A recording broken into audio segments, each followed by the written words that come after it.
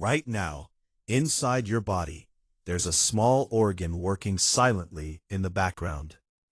It doesn't make noise, it doesn't ask for attention, and most of the time, you don't even feel it. But it is constantly reading your habits.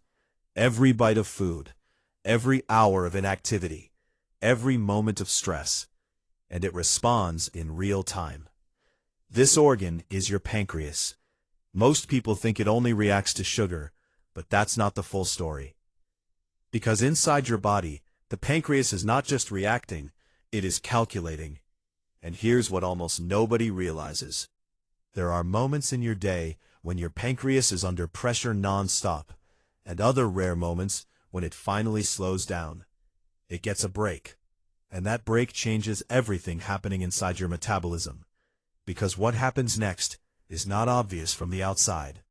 Your body is not a simple machine. It's a constant negotiation between energy, storage, and balance.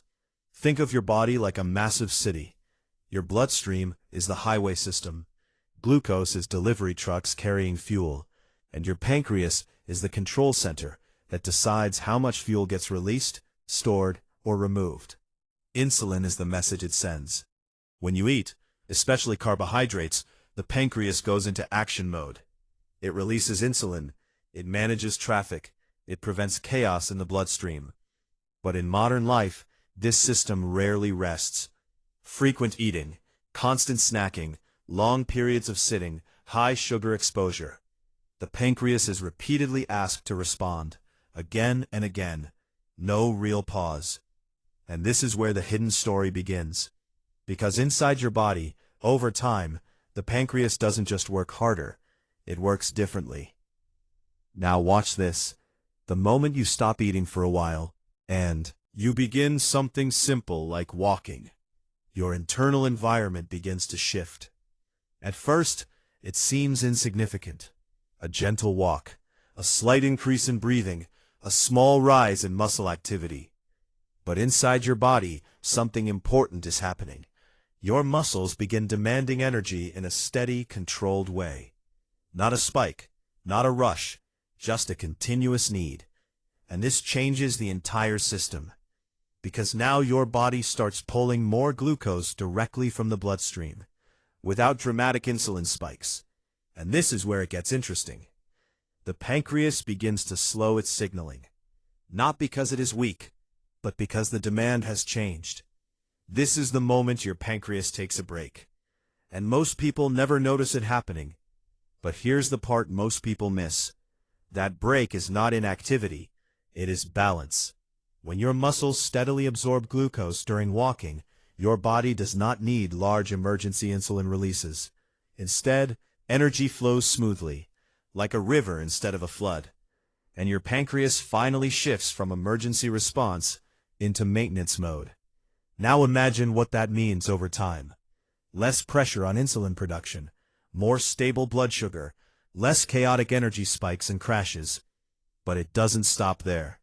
Because your body is not just managing sugar. It is deciding what to do with stored energy. Inside fat cells, something subtle begins changing. When insulin levels stay calmer, fat storage signals weaken slightly, and your body becomes more willing to access stored energy instead of constantly storing it. But here's where the deeper layer begins. Walking does something very specific inside your muscles. It activates GLUT4 transporters. Think of these like tiny doors on muscle cells that open and pull glucose inside without needing as much insulin. So now two things are happening at once.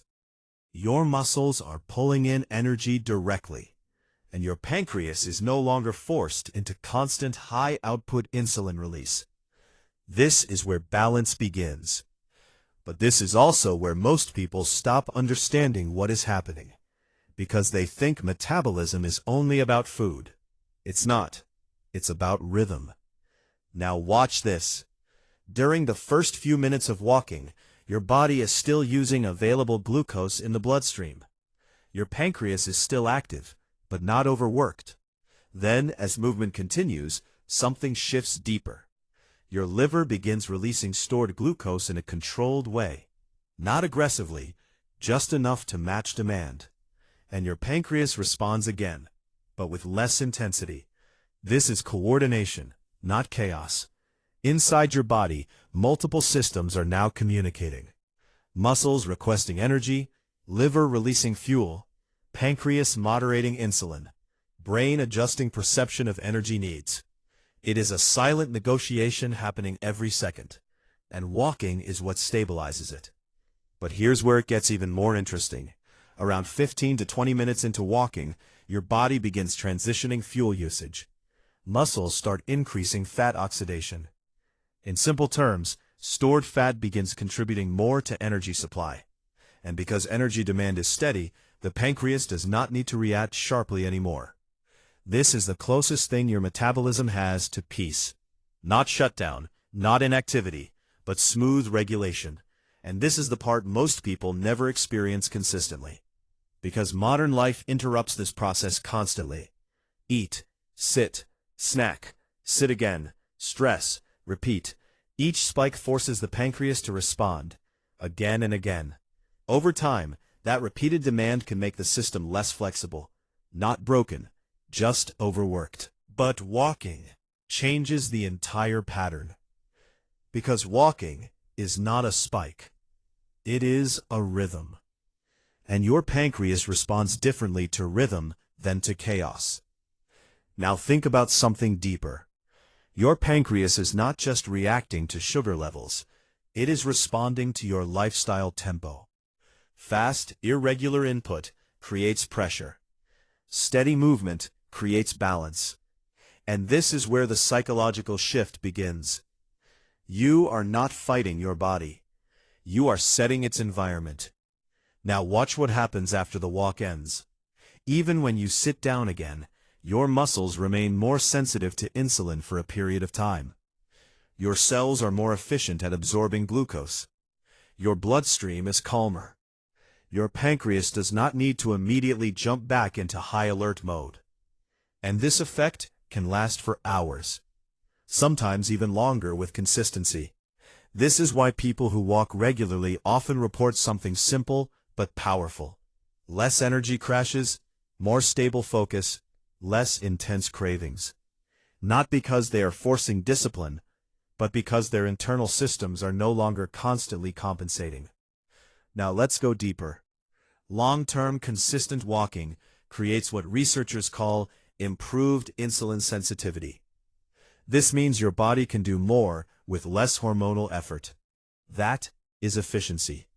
And efficiency is one of the most important hidden markers of metabolic health. But here's the part most people miss. If you never create these low-pressure metabolic states, your pancreas rarely gets that recovery window.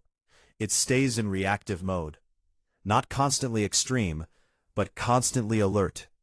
And over years, that pattern shapes how your entire energy system behaves.